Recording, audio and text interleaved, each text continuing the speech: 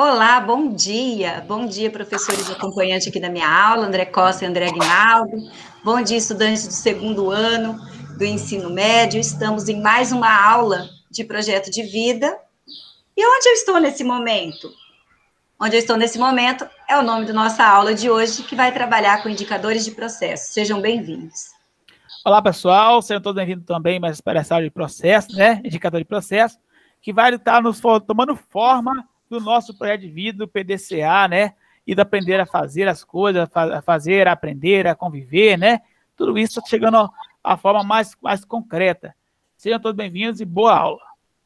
Olá, tchutchuquinhos aí do segundo ano, né? Que alegria a gente poder estar preparando mais uma aula para vocês. E agora, né, a gente falando sobre os indicadores de processo, né? A gente ainda brincou um pouquinho ainda há pouco, a Eliane falou, olha, isso aí é com você, porque é a parte mais exata. E é importante a gente saber, né, a questão desses indicadores, que como o título mesmo disse, a gente descobre onde nós estamos, né? Então, para eu saber onde eu estou, eu preciso de uma referência. E qual que é essa referência? Né? Se eu estou indo bem ou se eu estou indo mal? Né? Ou se eu parei no tempo, ou se eu preciso melhorar em alguma coisa, ou se eu não preciso, como o André disse ali ainda há pouco, sobre o PDCA. Então, é muito importante nós sabermos analisar os indicadores e saber quais indicadores que nós vamos usar. Então, sejam bem-vindos para mais essa aula. É provável. As virtudes que nós iremos trabalhar hoje, é claro que para saber de indicadores, para saber onde a gente está, o que a gente está fazendo, se está legal ou se não está, então nós vamos trabalhar ali a prudência, né? A maior virtude dessa aula é a prudência. E as habilidades que a gente pode desenvolver é a habilidade de iniciativa e depois de determinação. Porque que adianta a gente iniciar uma coisa e não ter determinação para terminar aquela coisa, né? Então agora deixa eu ir com o Andrezinho. Falando nisso, Eliane, o livro de que eu comprei... Você já tirou do plástico? Tirei do plástico. Histórias jamais contadas da literatura brasileira. E já estou na página 124. Uau! 125. Lembrando que nós temos até a página 148, ou seja... Você já está acabando o livro. O seu indicador de processo está excelente, então, né? É porque é o seguinte, eu sou daquela pessoa que quando pega para fazer, vai fazer. Eu sou bem assim. Se eu ficar planejando muita coisa, eu costumo fazer nada. Eu pego tempo planejando e muito planos e provocação. Então, também não funciona, né? Tem que ser uma coisa equilibrada. Então, aí eu fiquei sem internet quinta-feira, né? No finalzinho da minha aula de inglês, eu estava explicando a atividade que eu tinha na internet. Aí eu fiquei nervoso aqui com esse negócio aqui, que tinha mandado a internet e nada, toquei. Aí na sexta-feira eu peguei o livro, abri ele e comecei a ler com raiva. E daí faz um spoiler aqui pra gente. Tá legal o livro? É bacana? Vale a pena? Tem algumas coisas só que é legal. O resto ele fala muito palavrão. Ele faz o politicamente correto, se for ler esse livro aqui, ele vai rasgar o livro no metade do livro. Porque ele fala mal de todo mundo. Ele fala mal, ele inventa uns trem, ele fala uns negócios que a gente acha engraçado. Pra você ter noção, o cara que fez esse livro aqui é o cara responsável pelo grupo Caceta e Planeta, Identidade Secreta de Seu Creyson. Esse eu garanto. E tem um detalhe ainda. Eu lendo aqui, eu já vi algumas histórias para fazer na minha eletiva de teatro, na próxima eletiva que eu fazer, que eu quero fazer também agora. Não sei. Olha, se a eletiva de teatro não é a minha eletiva, é a nossa eletiva, porque você não vai me tirar dessa. Olha aí, André. Né? Não, eu já tô fora. Até porque eu nem posso mais, né? E eu me incluo, então. Eu nunca fiz teatro, assim, preparar teatro, mas eu detesto teatro. Eu amo teatro, amo de paixão. Teatro. Não gosto de teatro de maneira nenhuma, porque eu fico com medo da pessoa fazendo errar o teatro. E isso me dá uma aflição grande, né? Só que para fazer teatro online é um problema sério. Mas teve um caso aqui legal aqui, que eu vou contar para vocês aqui, se eu achar. Depois eu vou falar para vocês. Mas é o seguinte, aquele cara que... Vocês assistiram Guerra de Canudos, filmes de Guerra de Canudos, viram geografia, essa história. Então, e aí aquele cara, aquele correspondente do jornal que foi para lá para poder noticiar a guerra, né? eu esqueci o nome dele agora aqui, dá o nome certinho das pessoas, o camarada aqui, o Cláudio Manuel aqui, falou assim que ele mandava carta para a mulher dele em São Paulo, e ele estava em Pernambuco, né, que foi em Pernambuco, e aí mandava carta para ela, olha, minha querida fulana de tal, tal, aconteceu isso, tal, eu tô voltando, já a guerra tá acabando, e a gente vai embora logo, eu vou embora logo. Aí a mulher falou, olha, que bom. Euclides da Cunha, não é que você está falando que escreveu Os Sertões? Esse cara aí. Aí a mulher falava, olha, por enquanto, pode ficar tranquila aí, pode ficar, Deus te abençoe, tal, tipo assim, né? Mas tem um fulano aqui, eu acho que é troncoso, esse lugar aqui. Começou a aparecer um tal de um camarada no meio dessa história aqui, né? E aí, na terceira carta que o cara mandou, o cara perguntou, escuta, quem é esse André que você tá falando do André aí? Quem é esse cara aí? Aí ele falou, não se preocupa não, é uma pessoa amiga, leiteiro, que também passa aqui e conversa comigo sobre a guerra de Canudos e parará. Sei que no finalzinho da história, na hora que acabou a guerra, a mulher falou, não precisa vir mais não, eu tô indo viajar com um camarada aí, o André aí e tal, leiteiro, que é assim, assado. Aí acabou a história. E a história deles acaba numa tragédia, você sabia? O que sai, né, o que a gente acha que aconteceu, ele fala que ela caiu da escada, mas ela talvez tenha sido empurrada, né? A vida de Euclides da Cunha acaba numa tragédia por conta disso. Tá vendo? Dessa historinha aí. E ela estava grávida. É mesmo? Olá, Helena. Bom dia, aula de projeto de vida, Helena. Muito bem. Então a história não é tão mentira assim? Não é tão mentira assim. Olha só, então tô tendo outra visão do livro agora, viu? Mas olha aqui que todas o que diz aí no slide ali, ó. Dizem que todas as brincadeiras têm um fundo de verdade. Esse livro, talvez ele seja, eu não li ainda, né? Mas talvez ele tenha um lado cômico assim, mas que conta algumas verdades, sim. Porque, então, na verdade, a Globo já passou a história de Euclides da Cunha, não falando exatamente sobre o livro Sertões, falando sobre a vida mesmo pessoal de Euclides da Cunha, toda a trajetória dele. E nessa minissérie que teve na Globo faz muitos anos, contou essa história aí. Nossa, então eu tô vendo aqui então que tem muita coisa séria aqui então. É verdade mesmo. Então, por exemplo, ele fala da criação da Academia de Letras do Brasil, que na Academia de Letras do Brasil, quando foi inaugurar a Academia de Letras do Brasil, um ficava xingando o outro na academia, né? E quem fundou a Academia de Letras foi Machado de Assis, né? Foi. E como ele era negro, algumas pessoas não aceitavam ele lá como liderança de alguma coisa importante, né? E xingava ele de crioulo enquanto estava apresentando e ficava parando. Quem foi que falou? Foi você? Aí ficava naquela conversinha de pessoas alfinetando o outro, entendeu? Mas então é um assunto aqui, ó, eu notei aqui uma historinha aqui que dá realmente para poder fazer as coisas acontecerem, tá? Bacana. Então vamos lá para o nosso slide. Volta só um pouquinho ali. Olha lá que imagem legal. Olha, o André falando ali de estatística.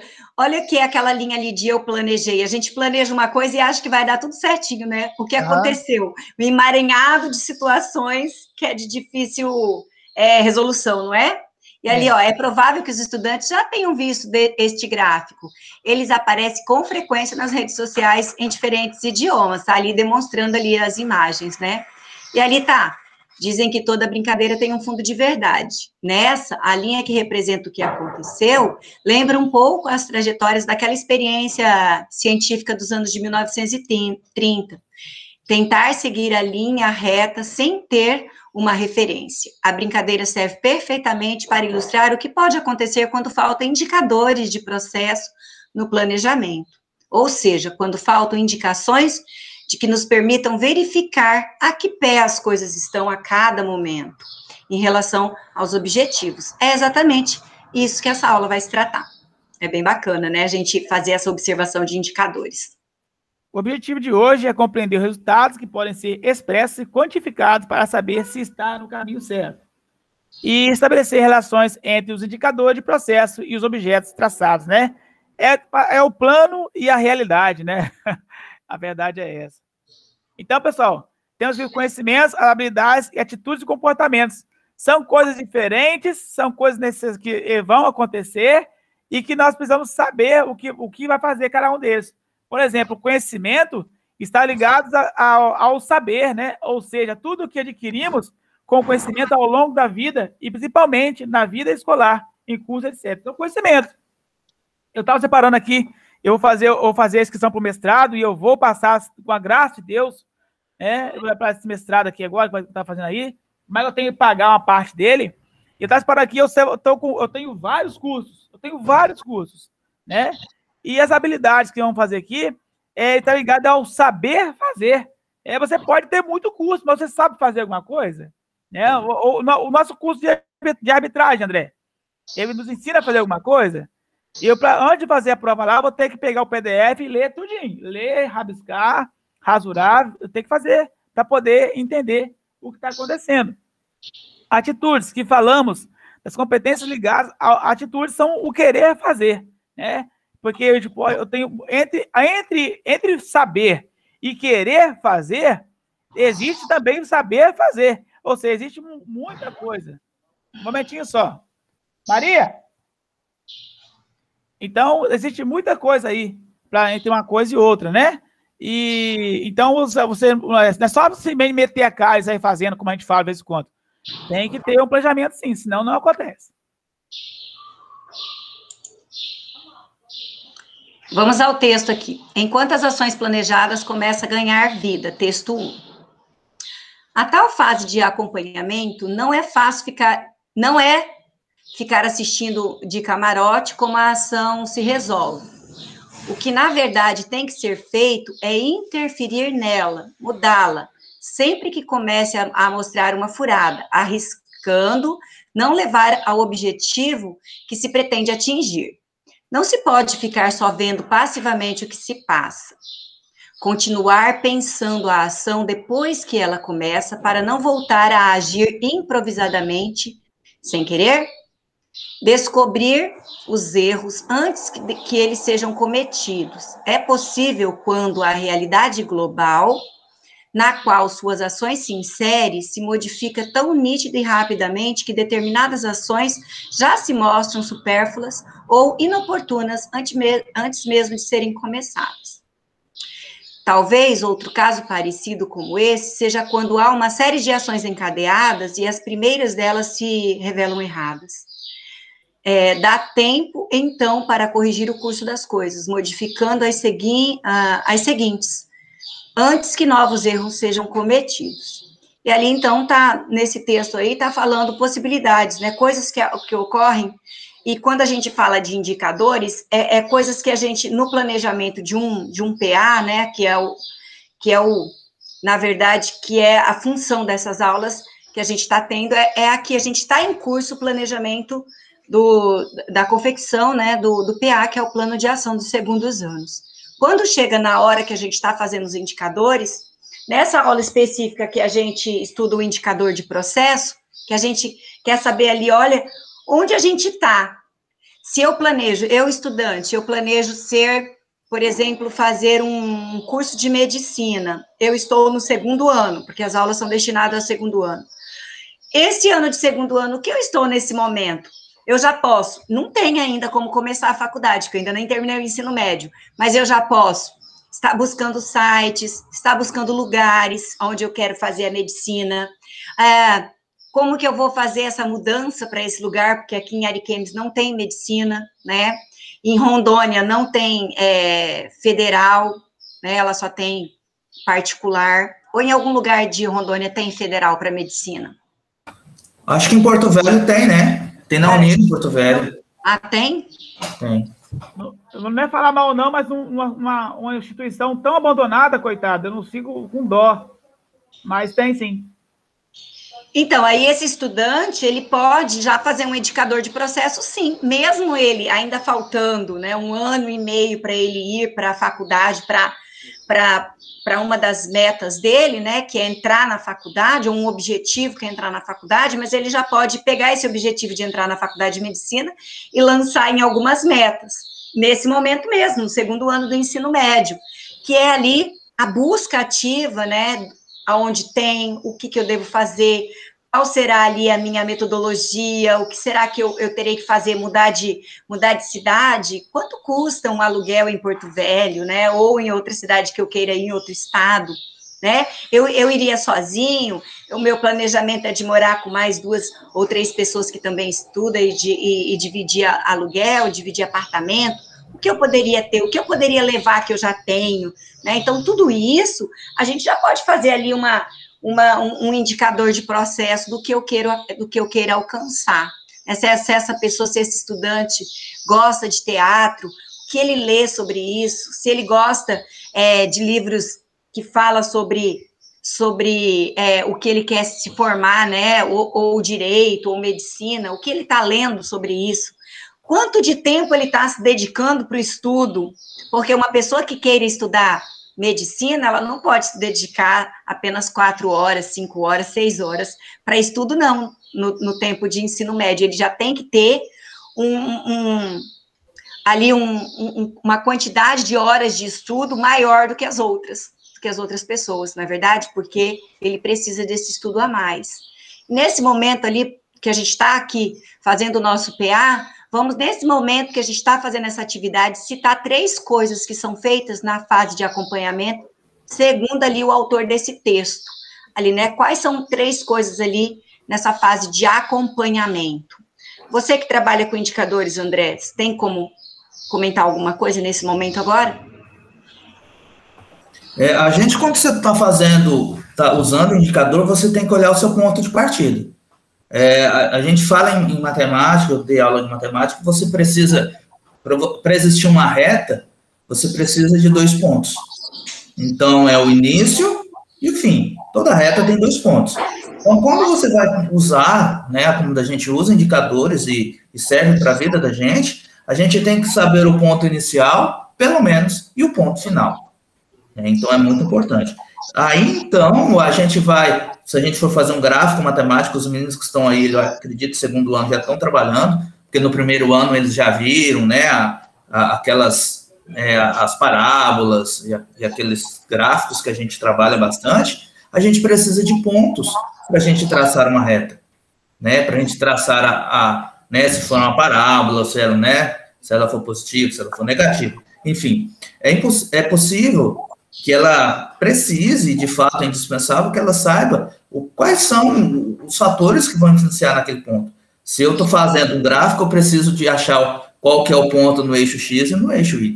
Na minha vida, da mesma forma. Eu preciso saber quais são as coisas, quais são os fatores, como a Eliane disse ainda há pouco, né? É preciso eu saber, né, o que eu vou precisar fazer ao longo desta reta até que eu alcance o ponto final dela. E é interessante, Eliane, enquanto você estava falando, eu tenho pouco tempo que estou na educação. Acho que está fazendo 4 anos. Mas eu tive a oportunidade de acompanhar uma turminha desde o 9º ano. Do 9º, 1º, 2º e 3º. Né? Para mim, assim, foi bem, bem legal. E nesse período, eu pude ver, assim, quando a gente chegou lá no 1º ano, eles saíram do 9º e foram para o 1º lá no Heitor, a gente sempre falava, gente, olha, a preparação para o Enem, que é o que vocês tanto almejam, não vai começar lá no 3º ano. Ela começou agora, no 1º ano. Então, a preparação, né, da gente para o nosso sonho, para as nossas metas, é o nosso indicador ali, é como que eu estou sendo no passo a passo.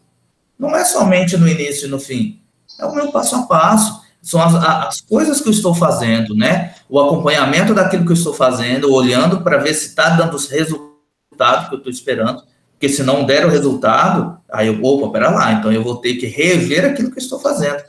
Eu vou ter que analisar se de fato eu estou no caminho certo. E é para isso que servem os indicadores, né? Justamente para a gente poder saber, pera lá, tá beleza?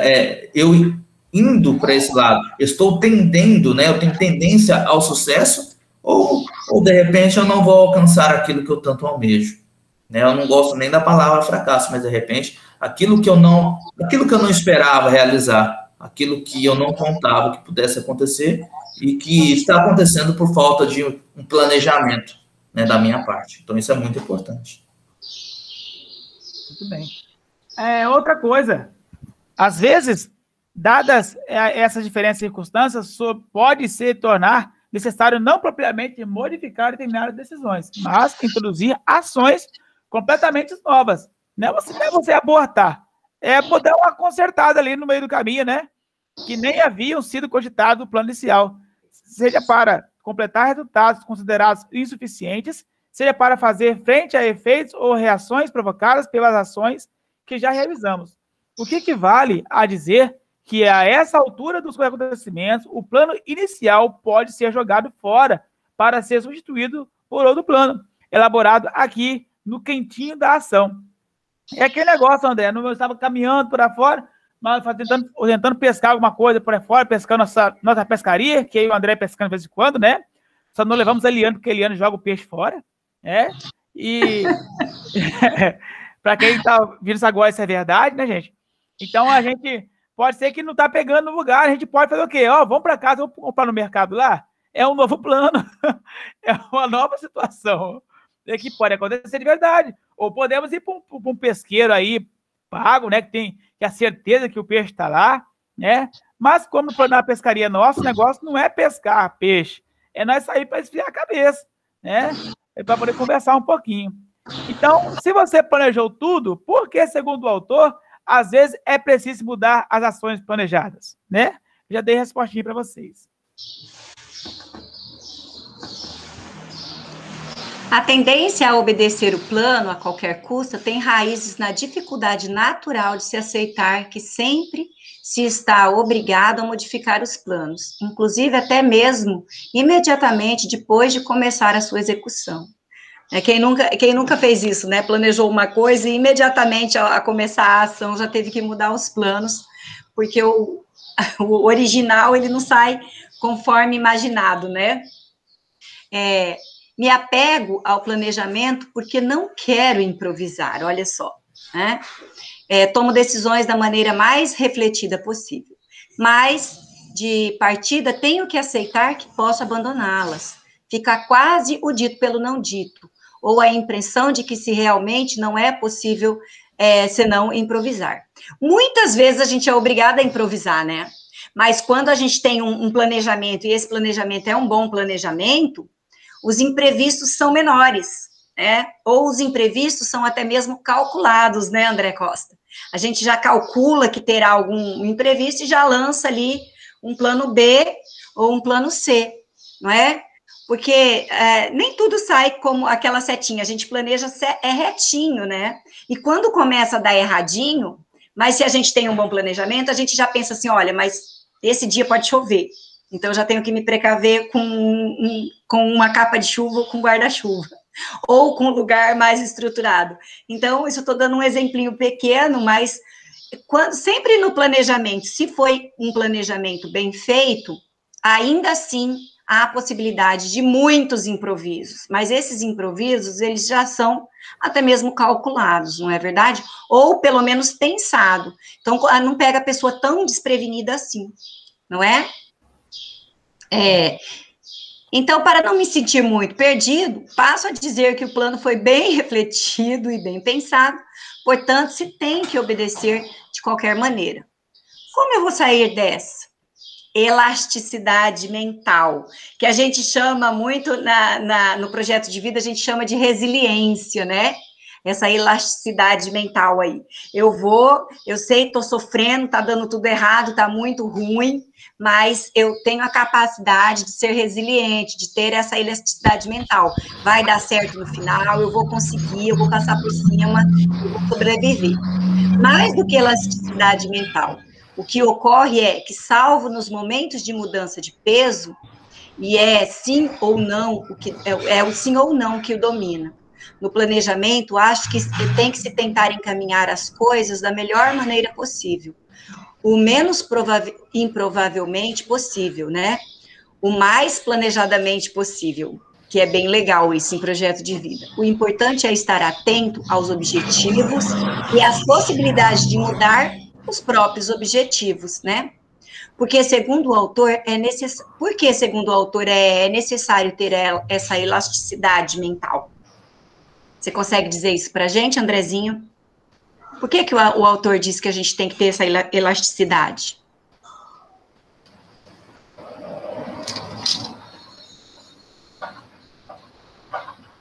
Hein, Andrezinho? Oi.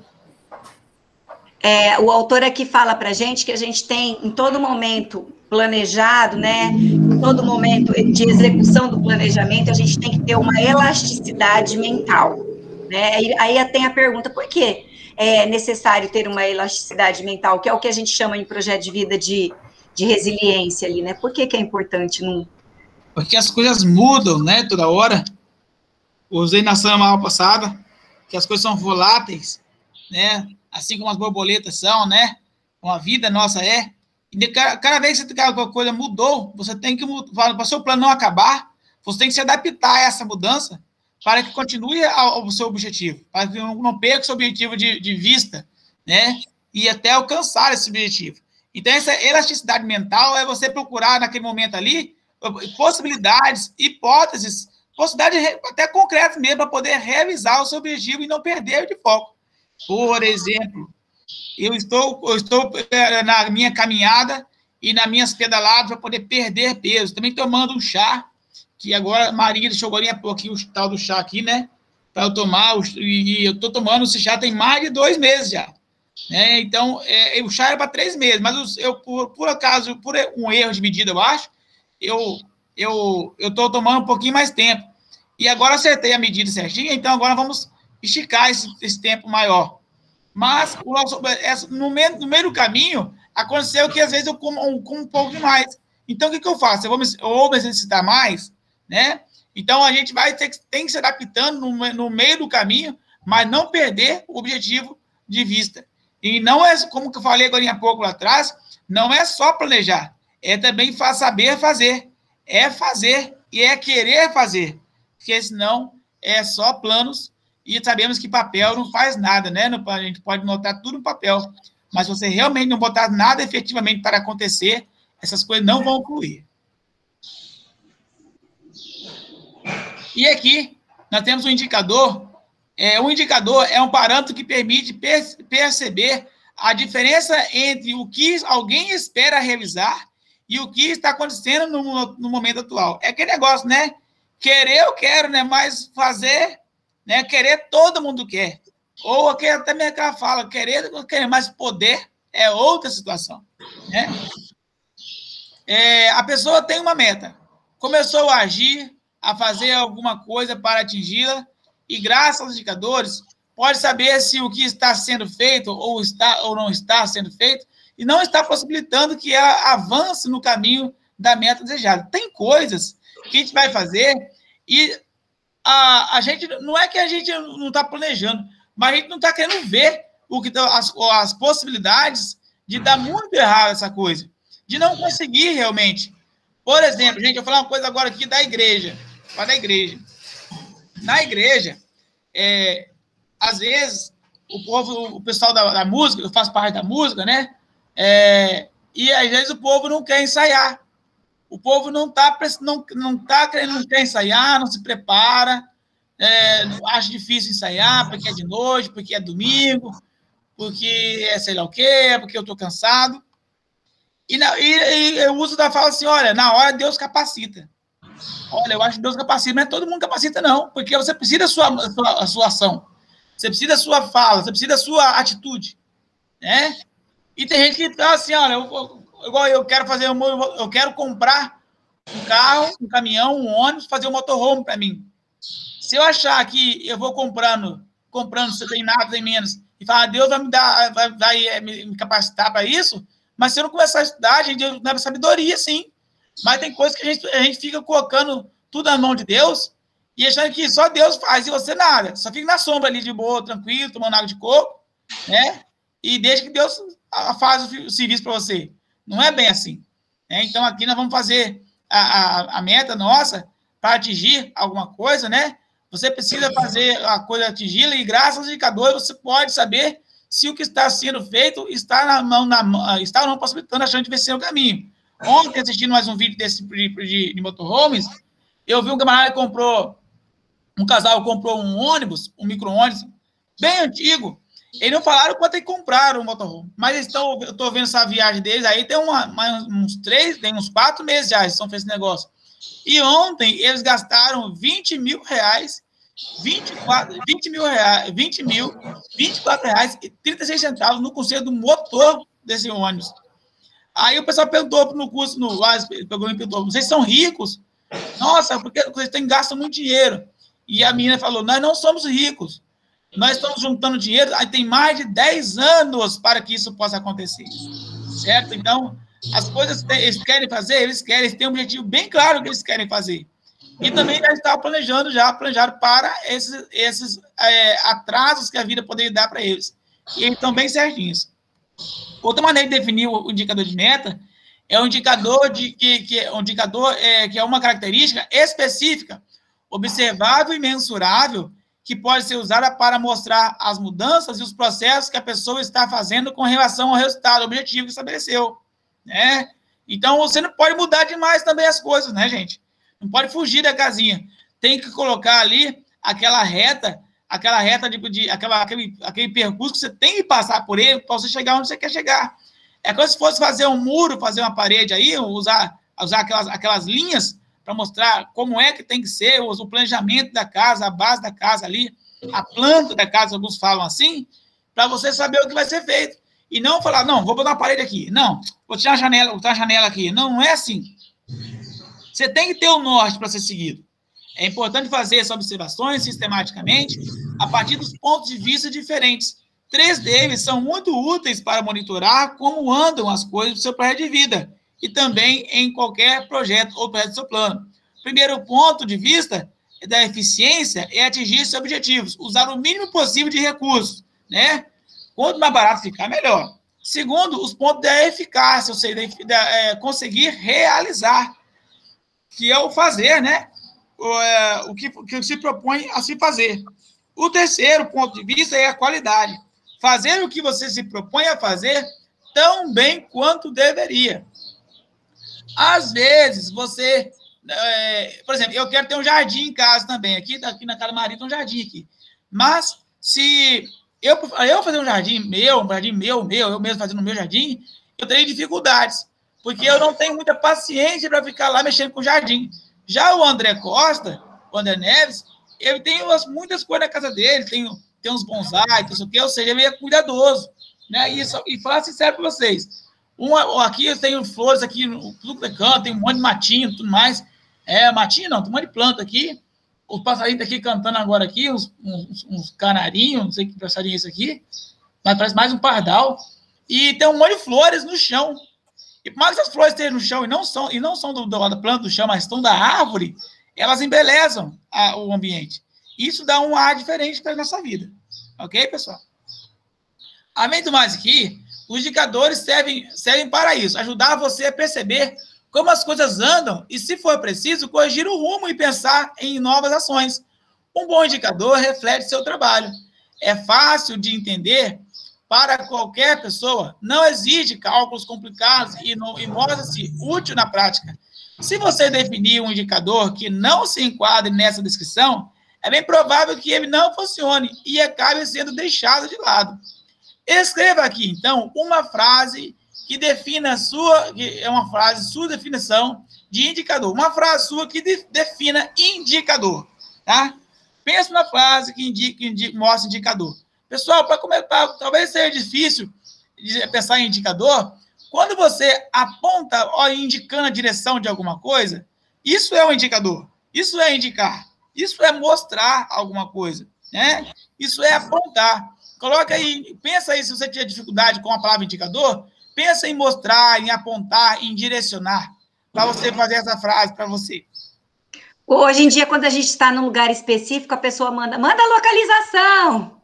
A localização é um indicador. Olha, eu estou aqui nesse lugar, você venha aqui nesse lugar. Então, ele não dá assim, olha, eu estou no setor 2. Qualquer lugar é setor 2 aqui, né? Tem tantas ruas aqui no setor 2. Mas quando eu mando a localização, a pessoa fica sabendo exatamente onde está a minha casa, né? Então, o indicador é isso, você realmente mostrar, estruturar onde você está naquele momento, né? Agora, aqui o estado é geográfico, né? E ali, no nosso PA ali, é o estado de você tem um sonho. O que você está fazendo nesse momento para você realizar seus sonhos? Pode ser até em porcentagem, né, André Costa? Pode, claro. Não precisa ser porcentagem realmente correta, não, a gente pode aí... Pode ser uma estimativa, né? Oi? Pode ser uma estimativa. Exato. Né? Importante que você faça, né? Então, para que serve esse indicador? Para te localizar, né? A Viane matou o pau aí. Matou o gato? Não, tadinho, matou o gato, né? Matar a onça também não. Matar a cobra. Ih, pronto. Daqui a pouco tomei confusão com o meio mundo de novo. E eu tô bom de arrumar confusão, né? Então, deixa quieto aí. Matar ninguém não, gente. Matar a pernilongo, a Aedes aegypti. Olha, falar em matar, deixa eu comentar aqui, já que você comentou de Euclides da Cunha. Vamos pegar como base a vida de Euclides da Cunha novamente, já que a gente está questionando ali, foi questionado a vida dele. Ele tinha uma profissão maravilhosa, né, que ele era, além de escritor, ele era jornalista. Aliás, além de jornalista, ele era um ótimo escritor, tanto é que escreveu Sertões, né, contando ali a vida de Antônio Conselheiro e a criação ali do Arraial de Belo Monte, na Bahia, né. Ele tinha uma vida maravilhosa profissionalmente, ele era, né, um cara muito importante ali no início do século XX no Brasil. Mas ele tinha um casamento fracassado, a mulher dele, Ana Emília, ela era infiel. E aí, Andrezinho e André Costa, em vez dele acabar com o relacionamento, terminar o casamento, ele insistiu, ela teve 2 filhos extraconjugais, 2 filhos fora do casamento. Porque ela mantinha um relacionamento com esse, se não me engano, o nome dele era Diocleciano, acho que alguma coisa assim, ele era militar. E aí, ele não planejou bem a vida dele emocional. Em 1909, ele botou assim, ou eu vou morrer ou eu vou matar, mas largar a minha esposa, a Ana Emília, eu não vou largar. O que aconteceu com Euclides da Cunha? Ele chegou em casa berrando e o amante estava lá. E aí ele chegou gritando com a esposa e o amante, que estava escondido, resolveu aparecer e ele dizendo que ia matar ou morrer, mas o amante era militar, então sabia lidar com arma melhor do que ele, autor, escritor e jornalista. Então, Euclides da Cunha foi assassinado em 1909, exatamente porque ele sabia bem lidar com a vida laborial dele, né, com a vida econômica dele, ou com a vida profissional dele, mas na área emocional, na área familiar, ele não sabia fazer, ele não tinha indicadores nenhum, ele não sabia se planejar na vida dele, não conseguiu sair daquele casamento infeliz, e aí o fim foi trágico, né? Então, quando a gente vai fazer um indicador ali, a gente tem que buscar essas três questões ali, se é eficiente, se é eficaz, se tem qualidade. Não só para um planejamento de profissões, não, para a vida pessoal também. Se a nossa vida, se as atitudes da gente, o jeito que a gente está vivendo está sendo eficiente, está tendo eficácia, né? Está sendo de qualidade, se os nossos relacionamentos estão sendo de qualidade, porque tem um cara que escreveu 80, se não me engano, o Andrezinho, esses dias você postou isso para a gente mesmo aqui, aquele 80, se não me engano, 80 dicas para a pessoa ser feliz. Eu sei que uma delas era escolha de maneira eficiente a pessoa com quem você vai viver, porque isso determinará 80% a sua felicidade ou 80% a sua infelicidade, não é verdade? Então, até mesmo na vida pessoal, a gente tem que ter um bom planejamento de vida, porque senão a gente fica doente emocionalmente, não sabe lidar, né, com as tristezas, mágoas e as desilusões que a gente vai passando. Mas é tão difícil fazer essa escolha assim como certa, Eliane, porque você até tem intenção boa, mas no momento que se faz isso, é um momento de paixão, que tudo é maravilhoso, até um tapa na cara é maravilhoso, né? Então, a maturidade vem depois, vem com o tempo. É verdade, então, isso que você comentou é bem importante falar, principalmente para os adolescentes, porque tem adolescentes que vivem num relacionamento abusivo e acham que é declaração de amor, que é um gesto de amor, porque numa crise de ciúme dá um tapa, ou dá um puxão, ou dá um apertão, e na verdade a gente está num relacionamento abusivo se tem esse tipo de comportamento. Foi bem falado isso mesmo, Andrezinho. Então, com os indicadores, a partir dos pontos de vista da eficiência, eficácia e qualidade, quais são os 3 tipos de informações que uma pessoa obtém sobre o andamento de seus planos? Pessoal? Então, isso aqui é muito legal, muito legal. Depende do que vamos observar, há 3 tipos de indicadores. Para os recursos materiais, usamos indicadores de estrutura. Por exemplo, no hospital, o indicador de estrutura seria os equipamentos disponíveis para atender os pacientes ou a quantidade de leitos na UTI. Imagine um exemplo de indicador de estrutura numa escola e outro para o projeto de vida. E anote-os aqui. Para o que se faz... Tu quer falar, Eliane? Não. Pode continuar. Para o que se faz, usamos o indicador de processo. Por exemplo... já acabei de falar aqui já, né? Para o final do processo todo, usamos indicadores de resultados que vão fornecer informações quanto ao atingimento ou não dos objetivos. Por exemplo, de novo, estou falando a mesma coisa, está crescendo para frente, não, gente? Tá. O conjunto de indicadores que usamos deve nos fornecer informações suficientes para podermos responder a essa pergunta. Fizemos o que nos propusemos a fazer tão bem quanto deveríamos e poderíamos? Às vezes temos uma boa vontade de fazer muitas coisas, mas sabemos fazer? Ou, às vezes, por mais que você não tenha condições de fazer, você fez o seu melhor ali para aquela situação, né? Considerações importantes para definir seus indicadores de processo. O indicador deve ser simples, claro, sem ambiguidade e descrever com clareza o que está sendo medido. Ou seja, ele tem que ser bem reto, não pode ficar com ironia, ele tem que ser claro. Palavras como melhorar, aumentar, reduzir, exatamente, não são adequadas para o indicador. É importante estabelecer realmente aonde se quer chegar, se possível, quantificando. Quando outras informações, quando outras pessoas estão envolvidas, é importante que elas também deem seu parecer sobre o que está acontecendo.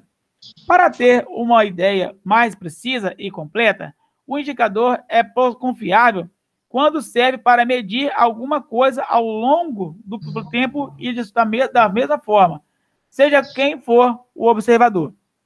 Se você quer acompanhar bem o andamento das coisas, o processo, não basta dar uma olhada e controlar de vez em quando.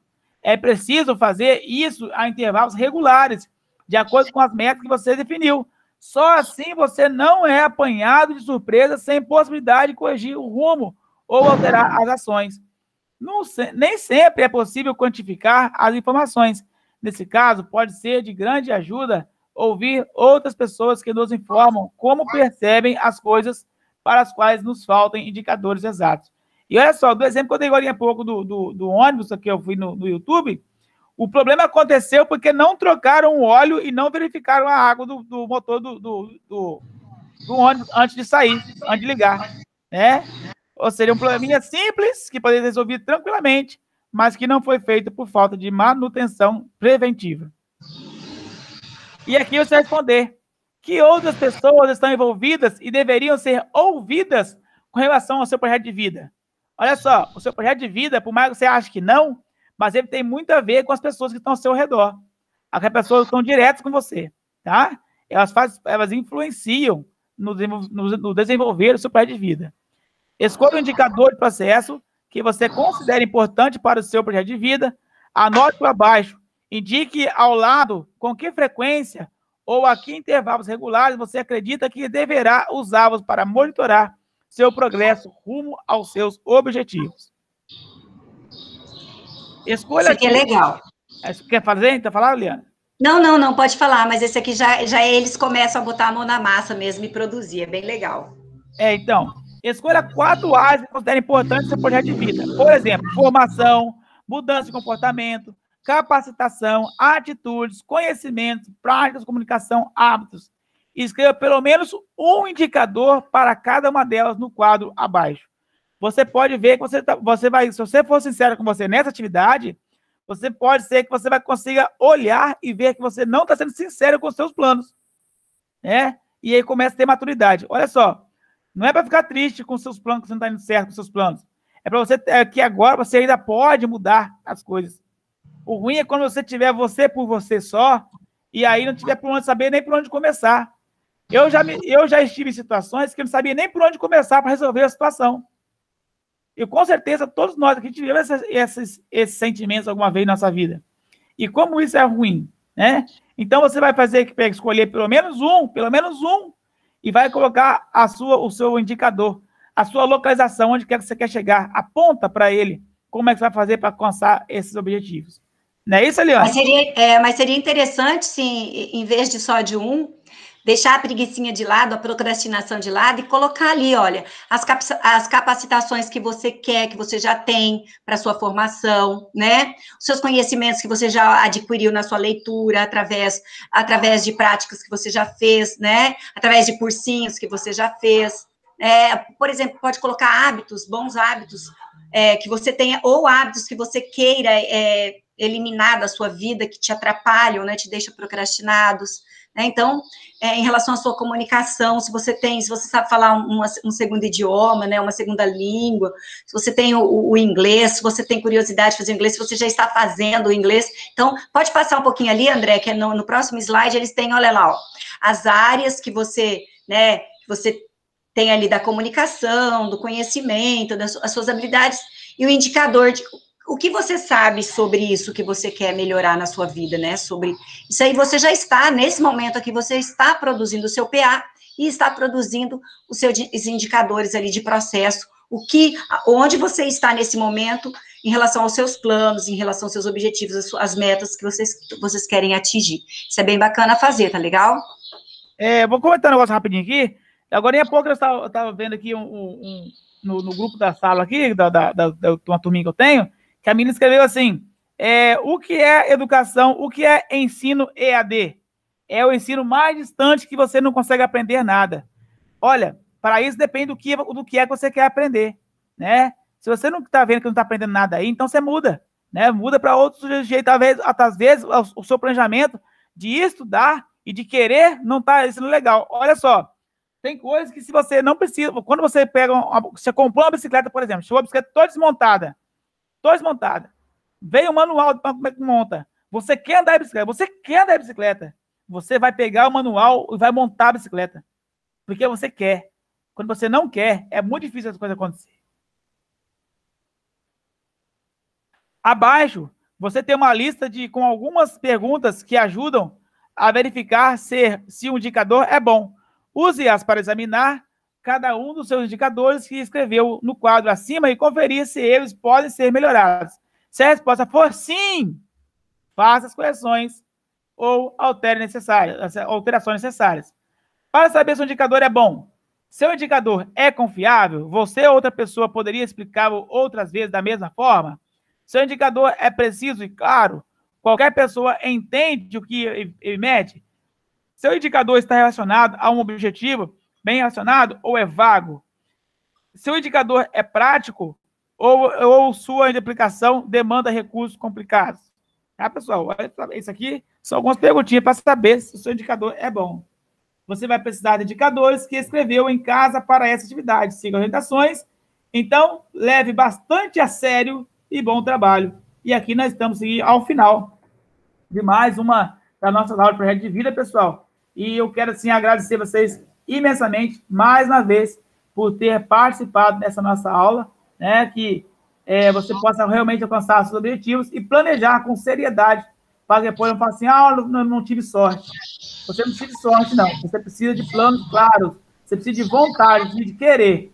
Eu sou professor hoje, pessoal, mas se alguém pode achar que o professor é ruim, mas eu sempre tinha perfil de professor, sempre estava querendo ensinar alguém, mas não sabia que eu queria ser professor. Eu não sabia o meu sonho, o meu objetivo, né? Então, tem coisas que indicam você na sua vida já, e você não sabe. No entanto, eu consegui fazer isso hoje, e hoje não me arrependo em nada do que eu sou hoje, professor. Eu quero agradecer vocês por estar aqui hoje, e desejar a vocês um bom estudo. Muito obrigado e até mais. Tchau, galerinha. Muito obrigado para quem assistiu essa nossa aula de projeto de vida, que vocês tenham um ótimo planejamento, que vocês façam ali os indicadores e que, ao verificar os indicadores, vocês estejam em excelentes momentos da vida de vocês. Até mais e até a próxima aula. Tchau, estudantes. Espero que a gente use essa ferramenta, use os indicadores, para que a gente possa alcançar os nossos sonhos e os nossos objetivos. Que esses indicadores sejam o degrau do nosso sucesso. Então, pessoal, um grande abraço e até mais.